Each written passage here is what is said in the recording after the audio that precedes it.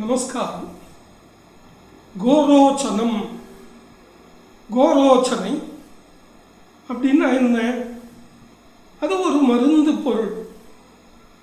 சித்த வைத்தியத்தில் ரொம்ப முக்கியமான பொருள்.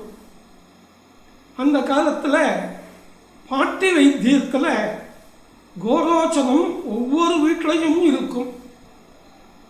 அந்த கோரோச்சனம் எங்கிருந்து கிடைக்கிறது? ரொம்ப வயசான பசுமாடு இயற்கையாக இறந்த பிறகு அதனுடைய வயிறு பித்தப்பையில இருந்து அங்கு இருக்கிற கற்களை எடுப்பான். அதுதான் கோரோச்சனம். நல்லா சக்கச்சவேல்னு இருக்கும். இந்த குழந்தைகளுக்கு தீராத சளி, இருமல், வயிற்று வலி வந்தால் அதை தேனில் உரைச்சி தாய்ப்பாலில் உரைச்சி கொடுப்பா. நெத்திக்கு திலகமாக வச்சுப்பா. கோவில்களில் முக அலங்காரத்துக்கு பயன்படுத்துவா. கோரோச்சனை, கோர்னா பசு, கோரோச்சனை அப்படின்னா பசுவிடத்திலிருந்து கிடைக்கிற ஒருவித மருந்து பொருள்.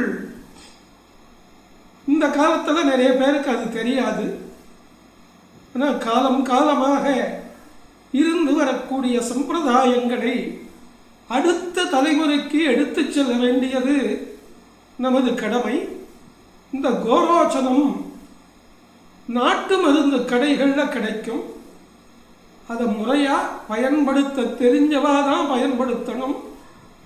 மருத்துவர்கள் பயன்படுத்துவார்கள். கோரோச்சனம் கோமாதா நமக்கு கொடுக்கிற அற்புத மருந்து. செத்தும் கொடுத்தான் சீதக்காதி. பசு தான் இறந்த பிறகும் ஒரு மருந்தை தருகிறது. கோரோச்சனத்தை முறையாக பயன்படுத்துங்கள், தெரிந்து பயன்படுத்துங்கள். நலமே விளைக.